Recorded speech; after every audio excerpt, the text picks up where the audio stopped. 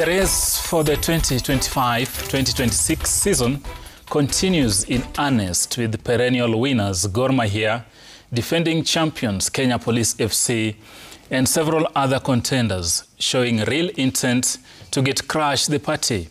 However, this quest for dominance has been overshadowed this week by the deplorable state of the stadia where our boys are competing. And Swila's shot will pull no punches on that.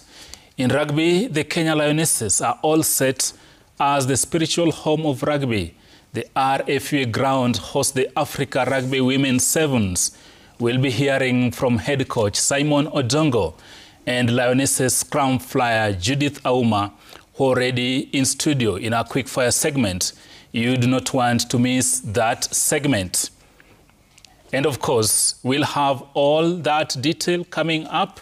In-depth analysis of Coach Benny McCarthy's latest squad, that is Harambee Stars, named for the upcoming international friendlies. On the other side of the break, we go full blast on the world's most popular league, the English Premier League, where Sunderland held leaders Arsenal in a thrilling clash. Over in Germany, Steve Schitterer will break down how the mighty Bayern München dropped crucial points on the road, at least in Berlin. Ziti Jimoy, Steve Schitterer, Brian Ouma, and Wakili Jafeth Munyendo are all primed and ready for the program. Thank you for joining us. I'm your host, Isaac Swila Tijan. Let's get it going. And we begin with our question of the day, where today we are asking you, which team has impressed you the most so far in the English Premier League and why? Which team has impressed you or made an impression on you so far in the English Premier League? And why is that the case? We want to hear from you. 22422, the SMS line. You can text us your thoughts there. You can also X us at Citizen TV Kenya, at Isaac Swila, at ZTGMoi. We'll sample some of them. You can also engage us on Facebook. Hashtag Sporty Monday. Hashtag Citizen TV. Let's get the conversation going. And of course, we want to sample some of your thoughts. And of course, the blue side of Manchester are dreaming again after they had actually tucked there. One of them is Sam Gituku, who is actually now reborn. How will it go? Is it a two-horse race? We want to hear from you. Back home, and of course, we begin here locally, where Coach Benny McCarthy has named his squad for the upcoming twin-friendly matches with the Stars, primed to battle the Senegalese Lions this week, international friendly matches, and that's where we begin our story. And of course, that will be a high-profile friendly, the Stars against Sadio Mane captained Senegal. Wakili, I'll start with you on that note. How are you today? Great, fantastic. Fantastic. Glad to be around. Okay. Yes. Fantastic, but the police were disarmed and driven out of town, or were they shot? Which one? Is it tear gas for the police? It was just a small shake-up in a minor police station called Nyayo Stadium Police Station. A minor shake-up in a small police station? Minor shake-up, okay. And a wake-up call. Okay. Yeah. Anyway, let's begin with the Harambee Stars. Yes. We are facing the Senegalese. Yes. There's a quality friendly, if I may call it. Steve has been calling for those friendly. Yes. Quality friendlies, and now we have one. Yes. Facing the Senegalese. What do you make of that fixture even before it goes down? I remember what provoked Steve's call for serious friendlies akin to Senegal's opposition was when we played last Chad in Morocco, and Chad are lowly rated, and therefore he kept on saying, all of us were up in arms saying we need to face some very serious sides, and therefore Senegal will be a very, very good and formidable opponent.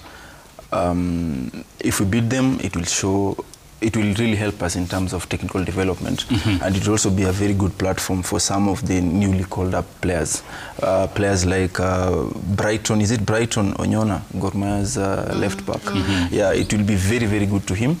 And also, in terms of consistency of some of the players who featured against Ivory Coast, who are much more better, it will also give them a very good platform so that they continue being consistently featuring against bigger sides like Senegal. You know, Senegal are very formidable. They should be the reigning champions. No, they are. No. They're former. They're former champions. Actually, they won it before. Before they won it before Ivory Coast. Ivory Coast actually rode their luck all the way. Yeah, from home. But we played, you know, now we have had the opportunity to play the former champions and the reigning champions. So it will be a good test match, and let us see how it will go. But I'm excited about some of the new call-ups, and I'm also disappointed to the dropping of some of our players from Kenya Police, like...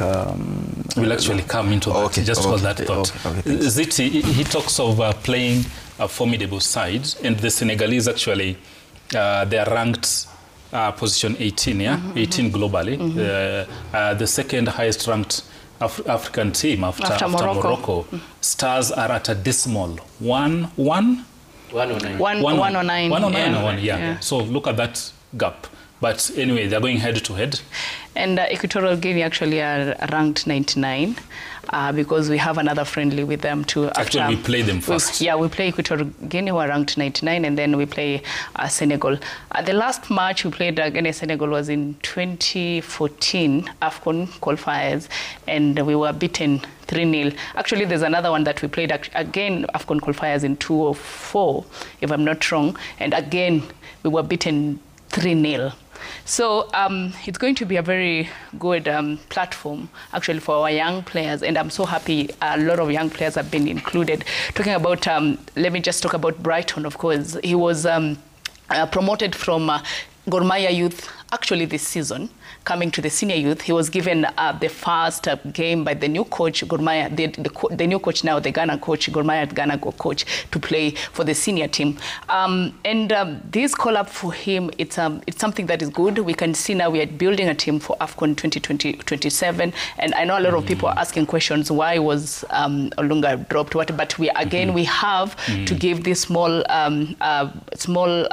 upcoming talent these opportunity for them to play. Even Edwin Kibet now he has been included from Celtic. Ogam is back again. And actually, for me, it's a very good platform even to expose our players to other teams, because a lot of people will be watching this. Sadio Mane will be playing with these boys, and it's a lot of people will be watching these, and then the talent, it will be just an exposure for talents, the small talents here in Kenya. And actually, what we're speaking to, Shitera will draw you into that discussion. The choice of this friendly is also quite speaking, because it will be played in Antalya, Turkey, a city in Turkey. And that choice of venue also is ideal to market our players, probably catch the eye of scouts, catch the eye of some of the teams in Europe, including the Turkish league, which is also quite highly ranked. Again, thanks to President Ruto, because the decision to play... Really? Yeah. The decision to play Senegal came after he invited Senegalese president to the Mashujaa Day, remember? And probably that was the discussion that we are grooming a team, we are hosting AFCON 2027. Please organize your team to play our Harambee Stars. The communication came immediately after Mashujaa Day. And probably his contribution to sports clearly outweighs any other thing that he has done anywhere else. And these are the kind of friendly years I was talking about, because it does not make sense to play a Chad for you to donate points to them, because remember, even after the friendly against Chad, we dropped to position 111. And probably the difference from 111 to 109 came after the World Cup qualifiers. And we take the Senegal game as a World Cup match, because the result of that match will really impact on our FIFA ranking, and probably it will improve on our confidence even as we face other teams in any competition that will be coming up. Look, Senegal have won CHAN they have won AFCON, I think the same year. And this really shows that their structure in the youth team and the senior team is really seamless, and that is what McCarthy is bringing on board. Look at our performance at CHAN, and I'm happy that a bulk of the players that participated in CHAN are in this team. And the inclusion of Ogam as the main target man truly, to me, really paints a positive picture of that you get your nomination to the national team based on merit. And McCarthy's build-up towards 2027 is on course, and I'd like to laud FKF for organizing such proper fixtures and away, as you said, away from home in very improved turfs that we see on TV, and probably that gives the players the feel that this is what the world expects you to be doing. Absolutely. And Brian, welcome to the program. Thank you. They've all spoken of what this means for Harambee Stars, but look at the other side of the coin. What's at stake here for Senegal? They're heading to AFCON 2025, which is beginning actually next month in Morocco, and people are not really forgetting about this. Yeah, but the first task actually for the Senegalese is AFCON 2025. What's there for them in this contest? I think it is an opportunity for them to test their level of playing, because besides Kenya, I think there is a friendly yet to be confirmed against Brazil. And what does that tell you? It tells you the merit or the stake at which these big teams or African teams consider themselves. People had issues a while back with the level of friendlies that Kenya has been playing. I think, for me, the last competitive friendly that Kenya played was the Four Nations tournament in Malawi, which McCarthy took part back in March. So across Senegal, I think for them it will be an opportunity to, yes, Kenya might not be that like up to the task facing Senegal, because Senegal, we have to accept they're far much better than where we are, but Kenya can also reach there. For Senegal, they have already qualified for the World Cup, and they will be playing in the AFCON in December. So it will be more of Harambee Stars gaining from Senegal than Senegal gaining from Kenya in terms of experience, and also in terms of coach Benny McCarthy preparing his squad for the long shot, which is the AFCON 2027. And Swila, even us hosting CHAN, it has placed us somewhere in the map because it was very successful. A lot of people came to watch the CHAN tournament. So there's a place where people know now Kenya as much as we are just ranked 109. But again, CHAN has really placed us in a map in Africa. And of course, I'm coming to you, Akili. The second storyline actually on this. This is the squad you're talking about. Olunga is out of this squad, or basically he wasn't handed a call-up, and you are tying it to the fact that some police players actually didn't. So maybe you can chime in on that. Yes, maybe also tied up to that, what Zita was saying in terms of hosting CHAN has upgraded our presence, but it's important also to note, sometimes when fans kept on questioning why we are not playing very experienced sides, people were saying that our ranking, you know, some of these matches are organized by agents also. They are match organizational agents. So our ranking was worked against our opponents, those people whom we could attract in such setups. Now, right now, we may not be somewhere, but the presence of Benny McCarthy and also the fact that we successfully hosted CHAN is now magnetic. It's turning out to be very attractive to other persons. Now, up to the squad, the dropping of Olunga. And as we go here, the dropping of Olunga, and we have the full lineup on screen. Yes. You can maybe analyze that as we talk about Olunga being dropped. Yeah, you know, when you look at the skin, there was a joke that all our goalkeepers are called Brian. And we have another Brian on screen. Yes. Okay. So it's a season where brands are being elevated. Yes, they are being elevated. Maybe had we named him Brian Sam Gituku, so maybe it could have been youngsters' squad. Perhaps. Yeah. I'm excited about Brian Omondi, Gor Mahia's goalkeeper. He has been very consistent. He is now taking up that position. Perhaps he's going to, when goalkeepers take some positions, he may exist there for long. Perhaps maybe an injury. It's only the injury which can remove him there. You remember there's a time he suffered an injury. For Brian Bwire, during Burundi's match, he equally suffered an injury, but it's good. I'm excited to see him. Brian Opondo from Tusker, again, at his team, there's a time he equally suffered an injury, but he is now back. I'm not really sure how they've been performing, but it's good for them. Okay. And by the way, all those goalkeepers, Brian Bwire, Brian Omondi, all of them played with Tusker. I thought you were going to say that you are clients. But Wakili, final one on you. What do you make of Olunga's omission? Olunga's omission is good. It gives, he leaves a very big void, and now we are now going to test Ogam if he's really, if he's fully fit to take up the big shoes. Also, it lowers down the pressure on Olunga. There's been so much focus on him, and sometimes fans, little negative energy. Fans will always critique you, whether you score, whether you win or not. It requires a lot of so it is going. So you think it's a good thing for him now? It is a good thing for him mentally. Steve, I'll come to you and take us through that defensive formation, and we have it on screen there. And Gor Mahia actually has been quite dominant in the list of call-ups. Cumulatively, it's 7. And you can see the defenders, 3 of them are from Gor Mahia currently. And Omije is an ex-Gor Mahia man, now with the Etoile du Sahel.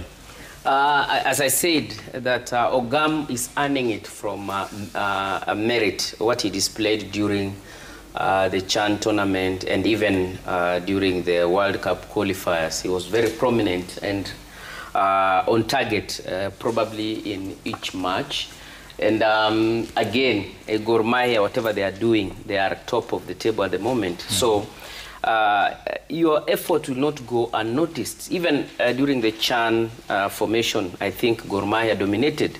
And probably that gives you the reason as to why most of the players here have featured.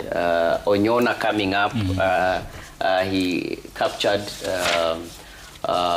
McCarthy's eye. Sylvester Wino has been very prominent, very solid, and even solid CHAN. in that defense. Omija proved as much, and he was picked by Du Sahel from the Arab country. Michael Kibwage too.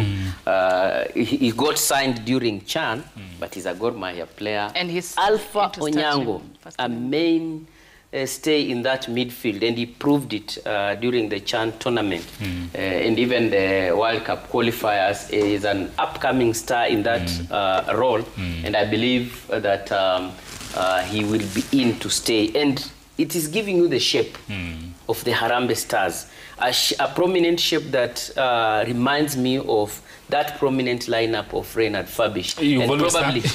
You've always sang about it. And probably it's coming up during McCarthy's time, and I believe and hope that McCarthy will have that time to guide us into AFCON 2027. Yeah, Brian, let's look at that midfield, which Chiteras briefly talked about. But who probably catches your eye the most in that midfield formation?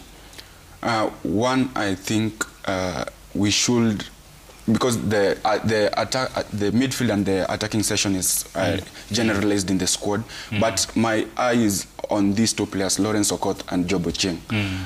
Because I think dropping of Michael Ogada Olunga will give them an opportunity, because we can't be like crying that we need some of these new faces, yet we can't give them the level of exposure needed. Olunga has already established himself. What he can currently give is the aspect of leadership into the team, which I think he can really provide. But for these young players, when can we expect them to develop? When can we expect them to perform and probably represent the national flag when each international window they are being called up, they are put on the bench probably. So I think these 2 friendlies against Equatorial Guinea and Senegal will largely proved for Coach Benny McCarthy to test these new players, this youth setup, and try and bridge them into the squad, preparing, because at that time, because as I said earlier, the long shot is AFCON 2027. We'll need these young players to be consistent. Of course, that will be also dependable on how they play in their clubs, but also it will be important for them to be getting this type of friendlies. To gauge themselves. So you feel this is the time. Yeah. And finally, let's take a look at the list of attackers in that formation. Zita, analyze this as you have the final word on the Stars lineup. I just want to say something a lot of people have seen talking about Gor Mahia player. I watched Gor Mahia play yesterday, and trust you me, it's a team to watch this season, because you have to work hard. And you have to respect them as 21 times champions. You have to work hard if you want to beat Gor Mahia. Yes. There's a solid defense in Gor Mahia that is really giving. Kibwage was signed when the season was starting, and he's in starting 11, and you know the leadership that Kibwage gives it there. When I talk about the attacking, of course, Austin is there. Boniface Mushiri, of course, he has been a very good forward for Ulinzi FC. One name that I need to point out is Sheriff Musa. Gor Mahia. Actually, he scored yesterday. Yes. Sheriff Musa has been one of the Gor Mahia's people that every game utapata amefunga. Even yesterday he scored against Police FC. So him being included in the Harambee squad, I'm very happy for him, for Sheriff Musa. And Ovali Ocheng, of course, after leaving FC Leopards, you can see what the Nairobi United are doing and what he has been doing during the CAF Champions League, CAF Confederation matches. And now he's been one of the target man for Nairobi United and scoring a lot of goals for them. So those are the names that I'm really waiting, and let's see what they can do and what they can provide during this. My problem is when every team in Kenya wants to play in the CAF Champions League. They want to win the league. But again, when it's going to this tournament, it's going to expose a lot of players, whereby a lot of signings will be done outside. So as a Kenyan team, when you release player, know that you have to have someone who is going to replace him here in the team. Because a lot of, when you release player, you need to know how to fix your team. That is the only thing I can say for now. But again, I'm happy for Sheriff, and I'm happy for Ovali and Obuya. Someone that people don't talk about. Okay. But that is from Yanga. That is Duke Abuya, former Kenya Police. From Yanga, though. You can, if Yanga is playing without Abuya, you can tell the difference. It's Abuya. Abuya. If Yanga is playing without Abuya, you can tell the difference. And when Abuya is playing, when Yanga is playing, he is a solid midfielder in Yanga. And of course, let's shift gears a little bit. We are wishing the Stars all the very best as they prepare to face the Senegalese Lions. They call them the Lions of Teranga, and of course Equatorial Guinea. And of course this past week also we had another Kenyan flying high at the international stage. We are talking about Ruben Dolo, the president of the Kenya